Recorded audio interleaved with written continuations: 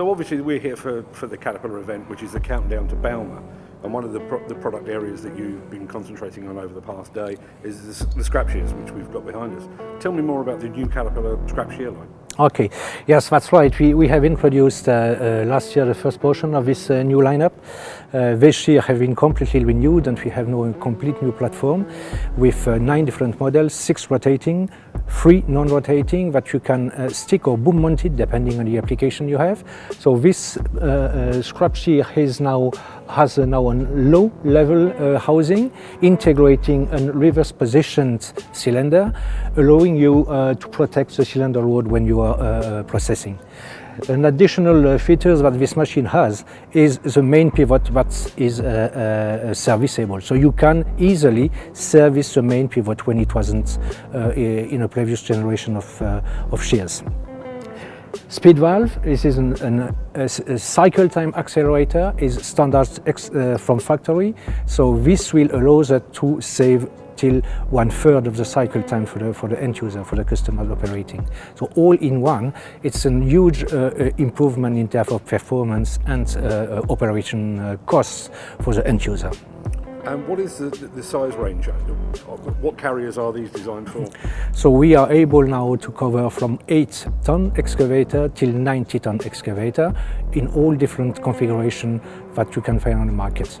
Okay, one of the points that you made earlier, which I thought was very important, is it is a Caterpillar product and it's matched to a Caterpillar carrier, but these are for machines, they're not just for Caterpillar. Exactly, this is the right point.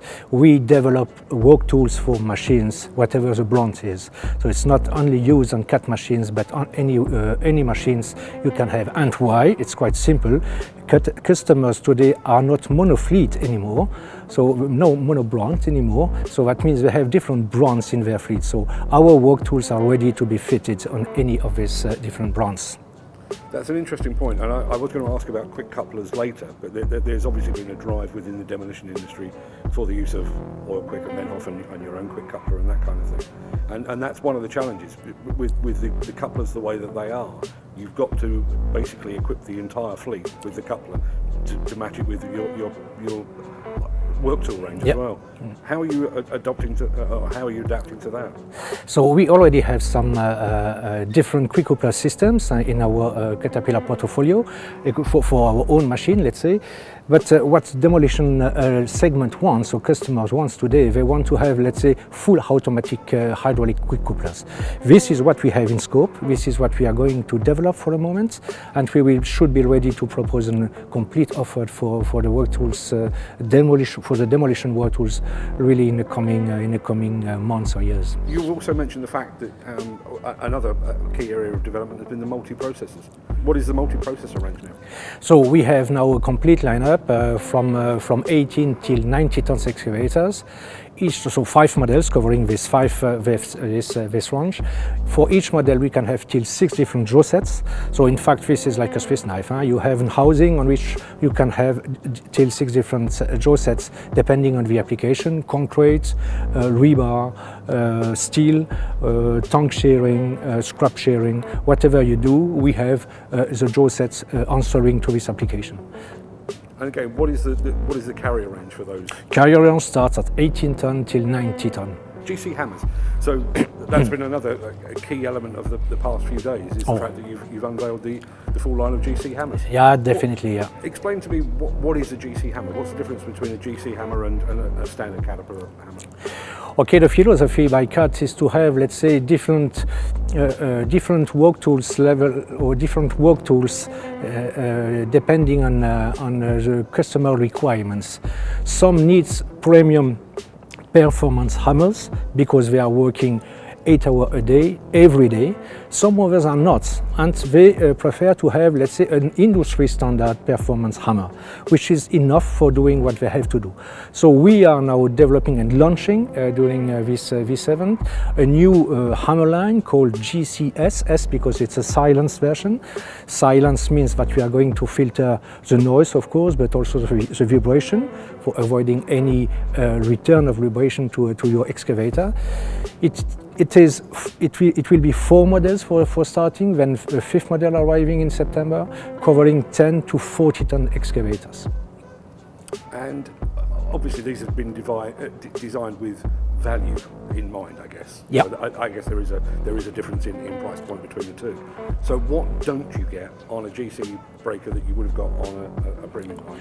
We don't some differences. Of course, we have some features that are not present on this model. For example, you have a slip fit bushing, which is really important because you have to replace it on a frequent basis. But this slip fit bushing is not rotatable. We cannot rotate it on site. You can do it, but you have to go to the workshop. But this is a slip fit, so you don't need to torch it as it is on some other, let's say, models you can find on the market. On the other side, the housing itself, if you look at the housing compared to the premium hammer, the housing cannot be rotated as it is possible with the E-series. That means if your bottom of housing is worn, you have to rebuild it, which is completely different on the premium hammer. So such kind of features that have or not have depending on the brand you have chosen. And what about the powering? You mentioned the difference between an oil and a gas power. Yeah. Explain to me, what is the difference?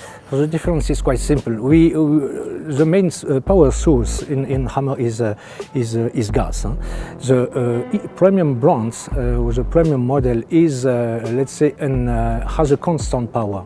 So that means we deliver always the same power from day 1 till day 365. We never lose power, we are constant. In a gas-fired version, then we can lose, and we lose slowly a little bit gas while hammering.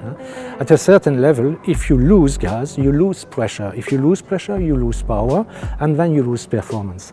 And in fact, for coming back to the normal performance, you have to refill gas. This is the main difference between oil technology and a gas-fired technology. I understand the concept there. So one of the examples that you gave of where a premium line breaker would be most appropriate would be quarrying, where you're literally breaking 8-9 hours a day. Yeah. Where does demolition sit on that spectrum, or is it just down to individual contractors or individual applications? I would say for light application in terms of demolition, the GC line is also acceptable. But if you have heavy, hard concrete to demolish, very thick basements, for example, it requires a lot of energy. Then the premium will be more so the best choice in this case. It is really related to which power do you need, with how much energy you need for breaking your basement or your tool or what you have to break. So depending on this, you will make the choice of the GC or on the E-hammers. But both are acceptable for the demolition segments. One of the things that's come out of the conversations over the past 2 days is the fact that Caterpillar holds itself as the only OEM with a full range of work tools. Yeah, that's unique. You know, we are the only one able to design and have the control of the design of our machines, and design and have the control of our work tools. We can match the performances of both, the requirements of both. You know, a machine is delivering what? A machine is delivering oil to a tool, and the tool is sucking this oil. So we have to be sure that it's really matching, that the machine is not, or the tool is not going to produce, let's say, counter pressure, back pressure, because this will jeopardize the normal working of the work tools. All these details we have the control on, because we control both sides of the design. So it's really unique on the market, having work tools for the demolition, work tools launch for demolition application with at the same time the same demolition machines. So the total package is completely under control. It's not the case when you have work tools coming from somewhere where you don't exactly know how it has been built, and if it is really matching in specs with the machine.